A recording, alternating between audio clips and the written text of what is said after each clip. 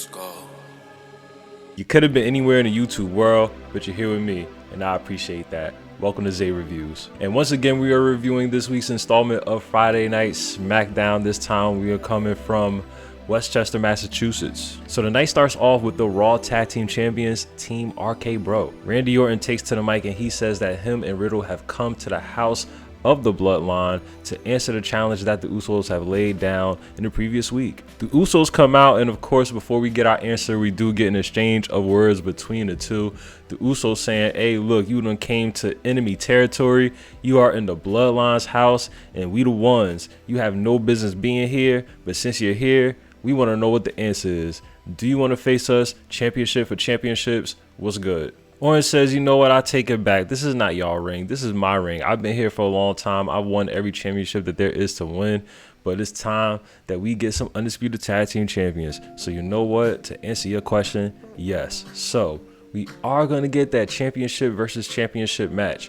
We have RK Bro going up against the Usos, the Raw Tag Team Champions, going up against the Smackdown Tag Team Champions, and we will be getting that match at WrestleMania Backlash. But of course, after the promo, we do get an after promo beat down. Both parties do get involved. They get into a little scuffle, and that leads to RK Bro going backstage and talking to Adam Pearce. And Adam Pearce makes an official match for the end of the night. We will get a one-on-one match between Matt Riddle and Jimmy Uso. Next, we get a one-on-one match between one half of the Women's Tag Team Champions, Naomi, as she goes up against Rhea Ripley. The both of these ladies had an amazing contest, a hard-hitting contest, but the match would come down to its end when Naomi would hit a springboard enziguri. And in turn, somehow she injured her knee, and Rhea Ripley would take advantage of this. She would hit the riptide. Naomi would attempt to fight out of it. A couple of elbows to the face of Rhea, but Rhea would still hit the riptide for the 1-2-3.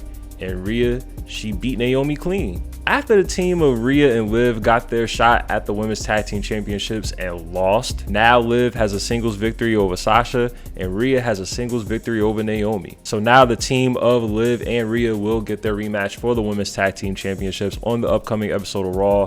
So let's see what happens on this upcoming Monday. So last week during the Happy Talk segment between Happy Corbin and Madcap Moss, they got into a little scuffle and they ended up breaking up. So now Madcap Moss is on his own. And tonight we get a one-on-one match between Madcap Moss and one half of Los Lobos, Humberto Carrillo.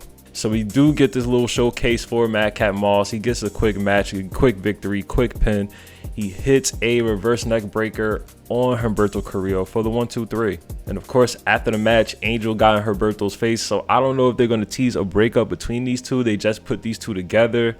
And the tag team division of SmackDown needs some heel tag teams. So hopefully this doesn't tease a breakup between Los Lotharios. Next, we're backstage once again. And this time we are joined with Adam Pearce and the SmackDown Women's Champion, Charlotte Flair. Now, Charlotte is confronting Adam Pearce for the fact that he booked an I Quit match between her and Ronda, which is going to go down at Backlash. Before she could get into the thick of it, she is interrupted by Drew Gulak. Gulak wanted a little bit of feedback from Adam Pearce, wondering if he was doing good as a backstage interviewer. Charlotte, of course, being upset that she got interrupted, so she goes, hey, look, Drew, if you want to interview somebody, you can interview me right now. Let's head to the ring. So now we're joined in the ring by Charlotte Flair and Drew Gulak. So Drew goes on to interview Charlotte, and one of the questions, of course, completely pisses her off. He goes, how do you feel about going up against Ronda in this I Quit match, and do you fear Ronda's submission specialty? Do you fear the fact that Ronda has made so many women tap out in her lifetime? Charlotte goes, hey, I'm not shook. I've made so many women tap out in my career. If I could avoid tapping out at WrestleMania, I don't got nothing to worry about at Backlash. But then Charlotte would flip the script and she starts to ask Drew Gulak some questions. She goes, oh, well, how come you quit as a wrestler? Why did you stop being a competitor? And why are you now doing interviews? Are you scared? What's going on? And as Drew tried to excuse himself and leave the ring, Charlotte would chop him from the back of the leg, drop him down, and she would lock on the figure 8. And she made Drew Gulak scream out, I quit. She made him tap out. She made him look crazy. So Charlotte did look real strong. Made your boy tap out in the middle of the ring. Of course, security and officials came out, had to split them up. and Charlotte trying to send a little message to your girl Ronda Rousey. Next, we get a championship defense as Ricochet defends the Intercontinental Championship against Jinder Mahal. Now, this match was not too long. Jinder Mahal using his advantage, his power advantage over Ricochet a couple of times throughout this match, but it was not enough. Shanky tried to get involved. Jinder's little right-hand man tried to get involved, but Ricochet would counter that, hit a crossbody to the outside of the ring, taking out both guys. After rolling Jinder Mahal into the ring, Ricochet would hit a very clean shooting star press. Michael Cole with a very messed up take on commentary saying that that is the most balanced shooting star press that he's ever seen, that is way better than anything that Billy Kidman has ever done. I felt like that was the funniest thing, and anybody who has, you know, more of a history on Billy Kidman and his shooting star press and the plethora of times he has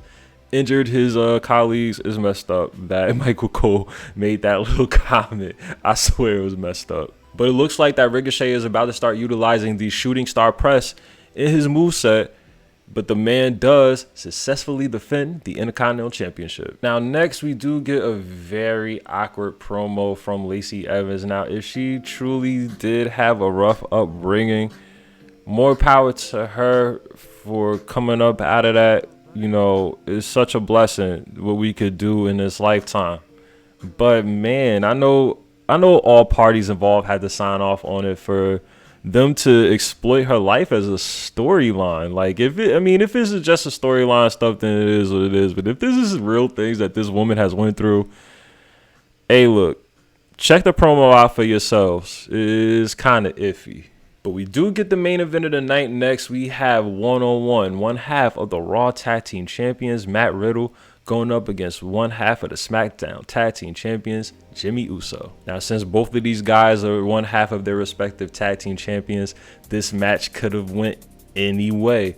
I would have believed if Jimmy would have got the win. I would have believed if Riddle got the win. But this match would come down to his end as Jimmy Uso was about to hit the Samoan Splash. He gets distracted by the outside fighting going on between Randy Orton and Jey Uso. So Jimmy would miss the splash and Matt Riddle would take advantage. He would hit a springboard RKO for the 1-2-3. The crowd goes nuts and Riddle gets the victory. So the Usos scurry off with their blue belts. Randy Orton and Matt Riddle are standing tall with the red belts, and they're building up the hype for this tag team championship match that we're gonna get at Backlash. We're gonna have some undisputed tag team champions. And that was this edition of Smackdown. Real smooth, just tying up a couple of storylines and setting up that tag team championship match that we're gonna get at the next pay-per-view, setting up that Charlotte and Ronda Rousey Smackdown Women's Championship pay-per-view match. It was kind of odd not having Roman on the show. We had to get used to not seeing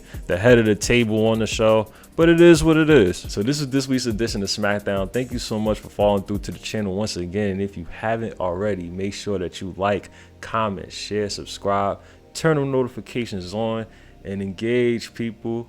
Until next time, peace.